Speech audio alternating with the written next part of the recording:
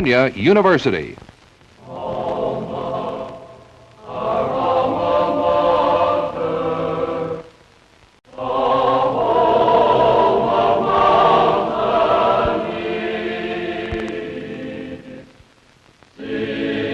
On these three campuses in Morgantown, 16,000 students from 48 states and 51 foreign countries pursue degrees in 50 fields ranging from agriculture, journalism to law and medicine.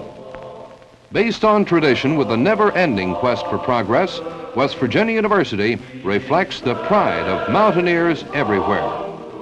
One aspect of the university which has developed the interest and enthusiasm of the entire state, as well as alumni and supporters throughout the nation, is Mountaineer football. 1971 football was a prime example.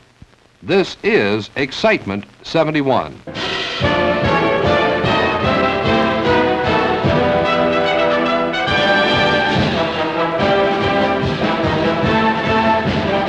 A crowd of 31,500 was on hand for the season's opener at Mountaineer Field with the Eagles of Boston College, a veteran team rated one of the best in the East. Watch now as sophomore linebacker Wib Newton alertly recovers a BC fumble.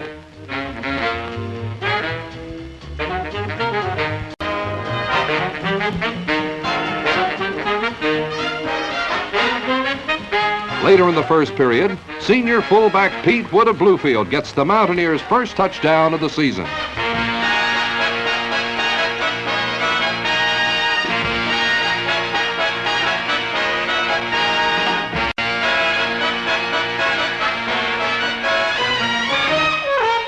An area West Virginia excelled in this season was punt coverage, as you'll witness now on a Steve Soroka punt, which was down by Harry Blake on the Eagle 1.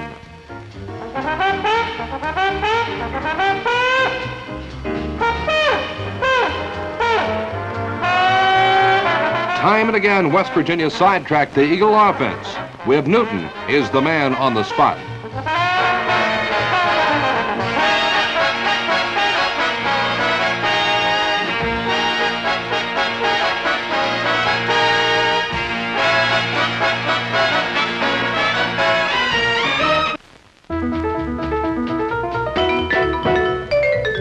With that victory in hand, West Virginia University departed on Thursday on its United Airlines charter to Berkeley, California for a date with Pacific 8 contenders, the California Golden Bears.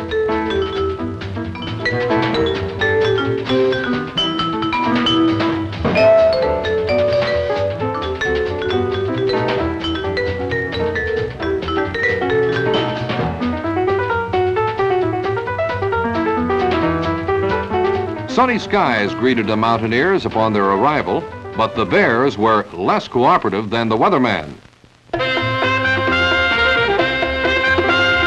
Early in the game, California was able to take advantage of a fumbled punt deep in West Virginia territory. 9 plays later, the California fullback scored from the 1, giving the Bears the lead.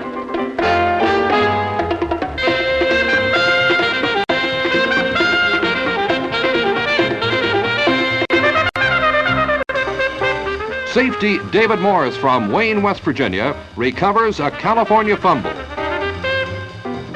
The result was a West Virginia touchdown a few plays later by Pete Wood.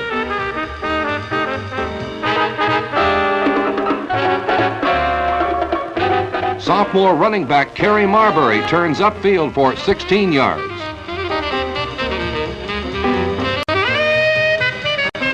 Donora, Pennsylvania's Bernie Galiffa hits tight end Nate Stevens for another game.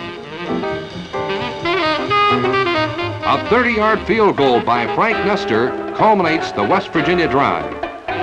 Mountaineer faithful had plenty to be excited about as they cheered on plays like this.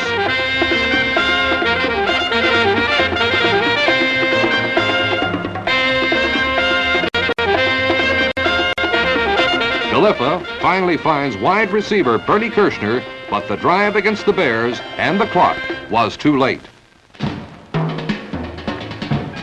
The only night game of the year came the following week at Richmond, where the Mountaineers used basic offenses and defenses to subdue the Spiders.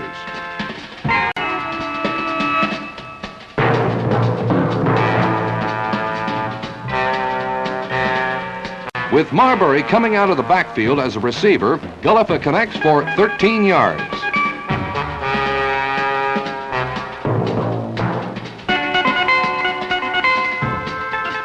An extra effort by Chris Potts of Washington, Pennsylvania, gives West Virginia a touchdown in the first quarter. The next two plays by junior linebacker Tom Zakowski emphasize his defensive awareness.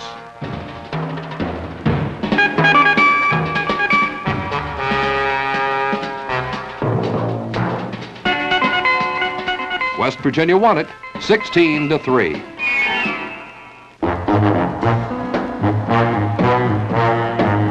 Well, the largest crowd ever to watch a football game in the state of West Virginia was on hand to see the Mountaineers record their fourth win over Pitt in the last 5 years.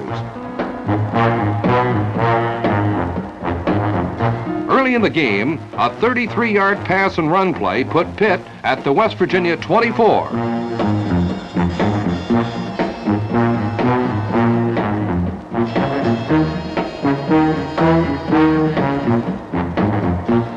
But then the Mountaineer defense finally gelled.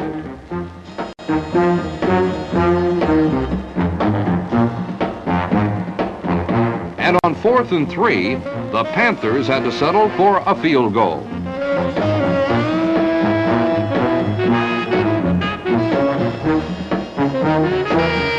Pitt, respecting the speed of Harry Blake, left their defense open for short sideline patterns, and the first touchdown drive of the day was underway. Great blocking by Bill Samuelson and Kerry Marbury sprang Pete Wood loose for a long gainer to the Pitt 22. 4 plays later, Marbury, with a burst of speed, heads for the corner.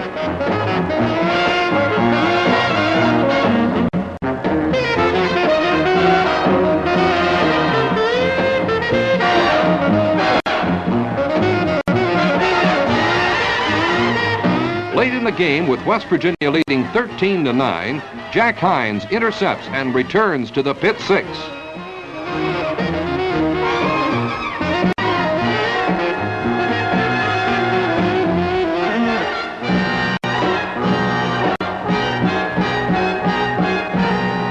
Bernie Gullifa keeps on the option play, and the Mountaineers lead 20-9.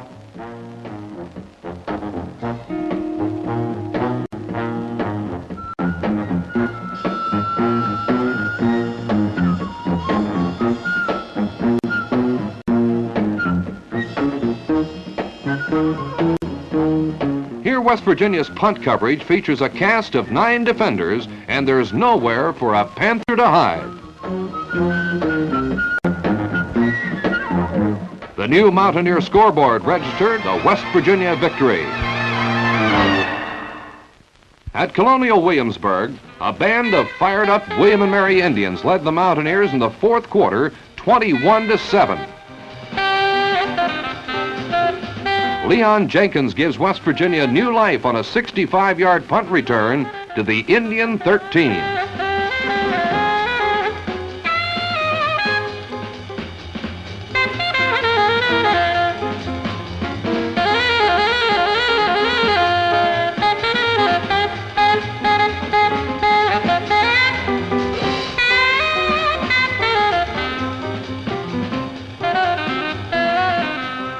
Three plays later, Marbury goes airborne from the 2, and a 2-point conversion puts West Virginia within 6 points.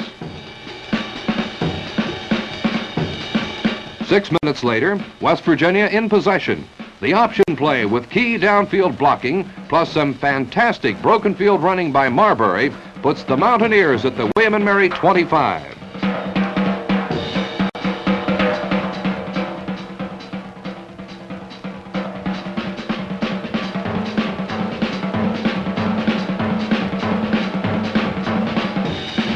The option play this time features Pete Wood.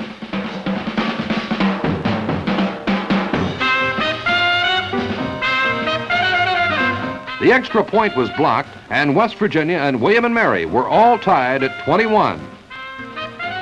With less than 3½ minutes remaining, Gallifa uncorks one to Farmington's Nate Stevens for a 64-yard winning touchdown.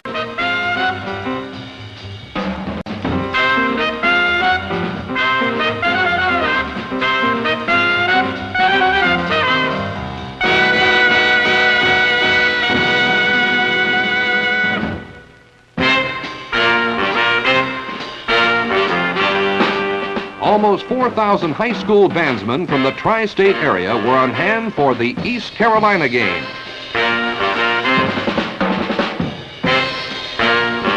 With B.C. Williams of Clifton Forge, Virginia leading the way, Pete Wood scampers 36 yards for a touchdown.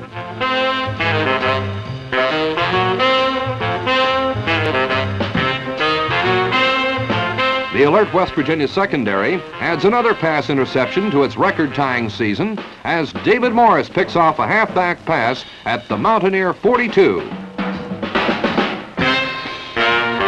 Junior fullback Brian Childs rambles 25 yards through a big hole for another West Virginia touchdown.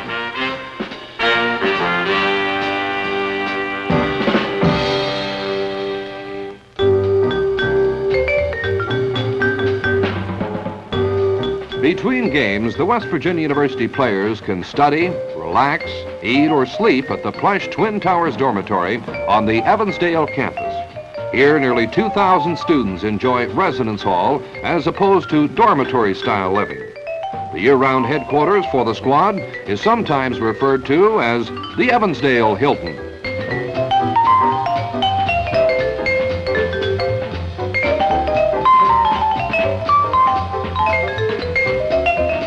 Each room at this complex is complete with plenty of study area, closet space, telephone, man-sized beds, and even maid service. Two Mountaineer freshmen, Reed McCullum from Sarber, Pennsylvania, and Mark Eliopoulos of Belpre, Ohio, enjoy the comforts of their own room at the Towers.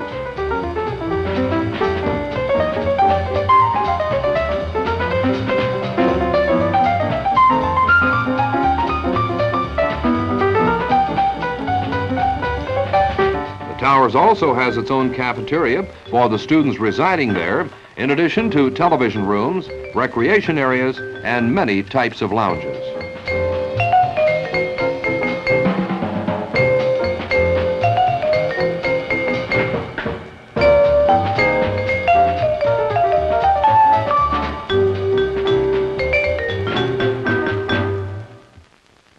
On October 23rd at Mountaineer Field, West Virginia wins the toss against Temple, and another come-from-behind victory was in the making. This day would see Kerry Marbury rushing for 291 yards, which established a new Mountaineer single-game record. Here's 83 yards.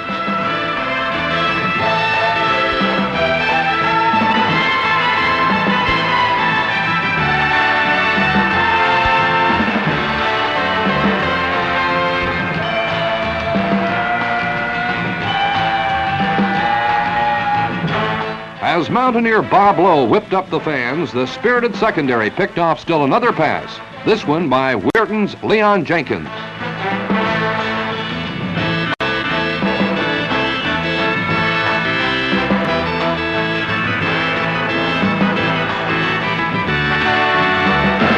Temple was leading 33-29 with 5 minutes to go when Gallifa threw the pass of the decade to Snake Blake, which covered 81 yards and gave West Virginia the lead and eventually the victory.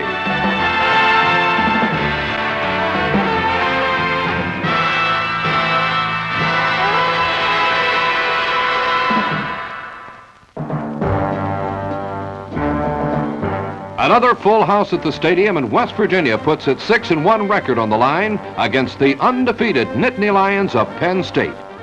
The team and the fans were more than ready for this one.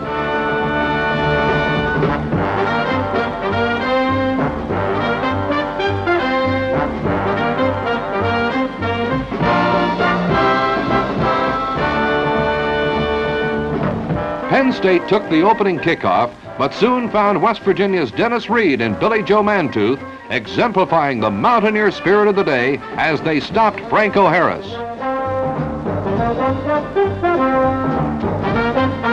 The enthusiasm of the team was evident in this extra effort of Chris Potts as he struggles for the first down marker.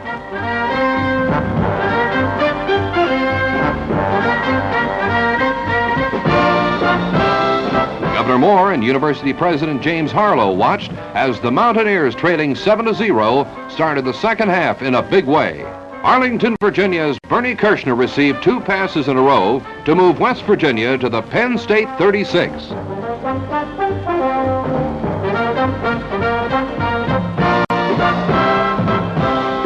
Another sophomore receiver, Dave Jagman, takes another Galiffa pass to the Penn State 14. Mike Nelson of Payton City ran hard up the right side for 5 yards. And then Nelson, with great blocking and a tremendous individual effort, tied the score.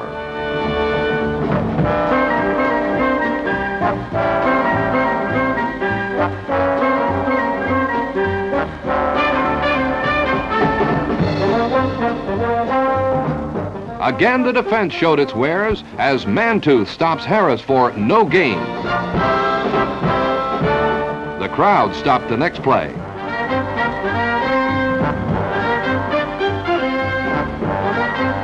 Then John Huffnagel passed in the flat to Lydell Mitchell, but he was met by Mantooth and Tom Geishauser.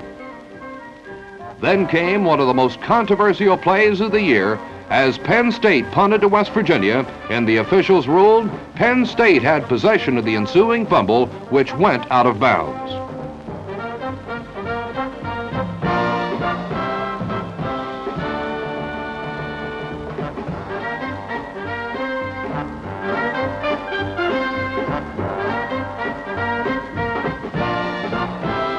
The injury bug began to take its toll, and Penn State eventually had their hard-earned 7th win of the season.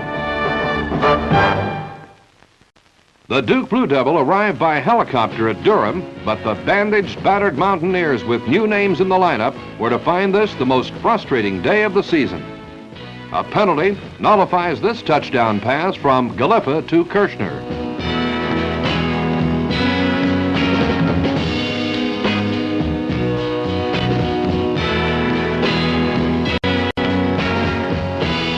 Senior linebacker Terry King set up this Mountaineer touchdown with a timely interception.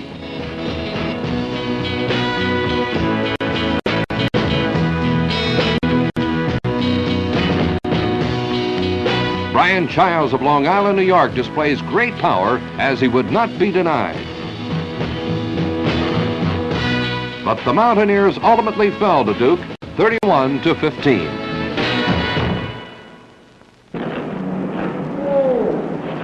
Before the final home game against VMI, a busy trainer, Phil Calicut, works on the bumps and bruises of a team with 8 starters on the sidelines. It's kind of ironic for you to go down the last day. I won't write it. Stand like that. Okay? Like spray. Let's go do a haircut?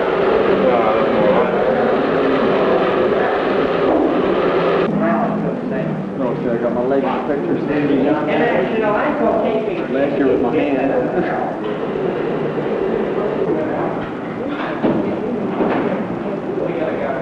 Okay? Yeah.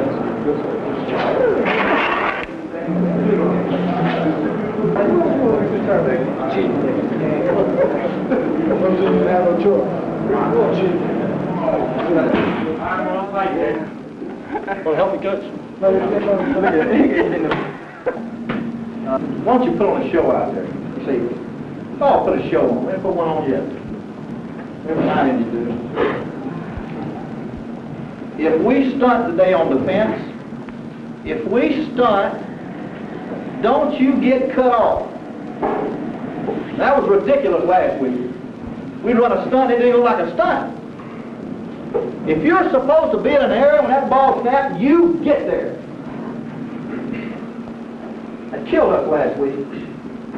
Your first responsibility on a stunt is when that ball is snapped, you get that area. Then get to the football. Line of scrimmage, stand your ground. You've been knocked off the last 2 weeks. Stand your ground. No one crosses our goal line standing up. Got that? I don't want nobody to stand up walking our end zone. You blast him. If they start running that power sweep out where they're pulling the guards and the halfback and the quarterback and leading the student body around there, you ends, get up there and knock them out of there. Don't sit up there and play handsy with them and give ground and open that all tackle. Knock them out of there. You might not make the tackle, but knock everybody down. Carlisle Driggers, the pastor at the Calvary Baptist Church, is going to lead our prayer. So,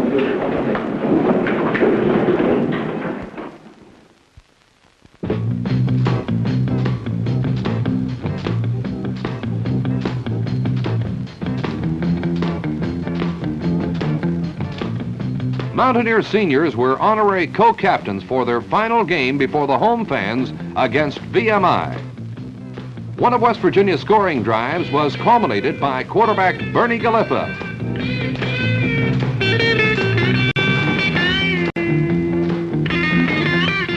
The speedy Harry Blake of Summerville, South Carolina, again coordinated with Galiffa on another big Mountaineer pass play.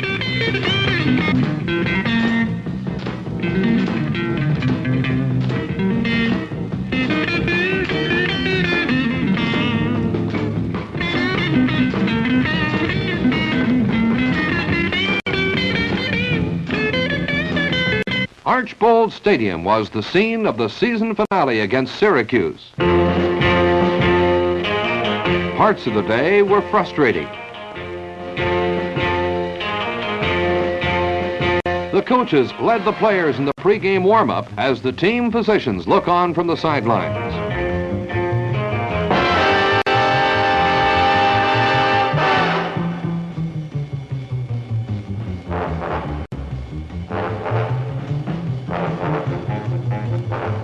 Sophomore John Harcharik shows good speed as he thwarts a Syracuse attempt for a field goal.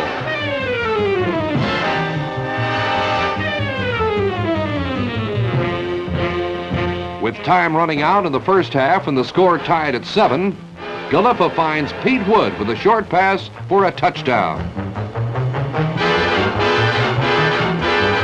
With the score tied in the fourth quarter, the Syracuse runner is hit by Rick Weiskircher, causing a fumble, which is recovered by David Morris.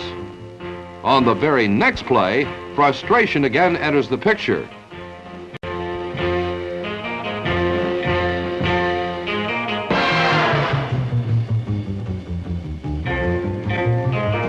Syracuse is given the football.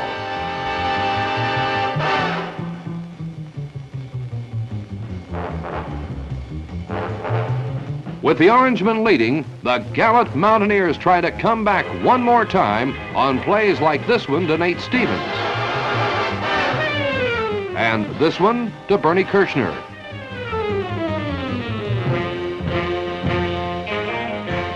To Kirshner again, where one more block may have meant victory.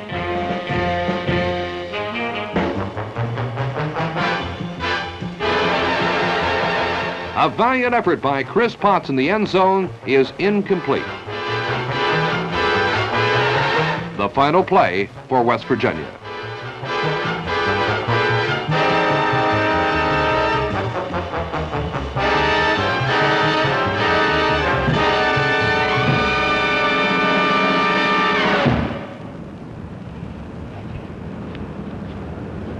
Probably doesn't seem possible. September the 11th is come and gone, the season's over, and let's just get back and think of some of those games, especially the ones we won here in Morgantown, like the Boston College game. I thought that was the most exciting opener. Jack, I thought we played probably our best ball game that day. I've never had a team, I've never seen many teams that opened any better than we did against Boston College. Had we played that good all year, we might could have won them all. And by that I mean Errol is free, that just doesn't happen enough. But yes, that was a great beginning of a season that I enjoyed as much as any season I've ever coached. Well, you know, you said way back at the very beginning that you would be exciting, and certainly plenty of excitement. We had the Pitt Panthers here, and that's always exciting. It's always an exciting game with Pitt. That was the most exciting one. And then every time I get around the 40 or 45-yard line, I get sick, and I suppose you do too when we think about Penn State when the ball went out of bounds after we had them 7-7. Just about right here. Yeah, Jack is right over there. We're 7-7. We're 6-1 on the year, and looks like we're having a good year. And then we have an unfortunate play, and it seems like it turns our whole season around. Now, I don't want to say that we would have beaten Penn State had we got that fumble, but we might have. And it seems like from there out we had tough luck. I know our last 3 ball games we had 4 touchdowns called back. Yeah. 2 of those would have won ball games for us. That's right. Just as easily as we went 7-4 this year, we could have gone 5-6. You know, we won 2 of them there late, which we could have lost, but also just as easily, we could have gone 9-2. It just wasn't meant to be, and I'm hoping that next year, Jack, with all these boys coming back and with a fine freshman team coming up, boys, I think it can give us some physical help. I know we're going to be a better football team. Now, whether we can win as many games, I'm hoping to. We better. Right. And but we'll have to wait and see. Bobby, we have an exciting schedule next year with Villanova and Richmond and William and Mary, the first 3 home games. Then Tulane, Penn State, and Syracuse. And I think if I may sell some tickets, I think people ought to, as soon as those applications come out in March and April, they should get on the ball and get their applications in, because it's going to be most exciting. And I don't know what you're going to call it. You had Excitement 71, but I'm sure you'll come up with something. Jack, I want it to be exciting, and I want to win next year. And I hope all of our people will buy season tickets. You know, I'd love to start off the year with all these seats already bought, you know. Right. And I tell you, I might be wrong, and I might get fired for making a statement like this, but I think we're going to have a kind of year next year. People are going to want to be here.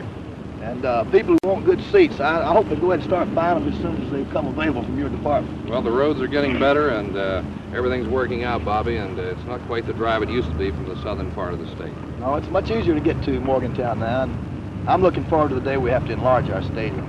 Amen.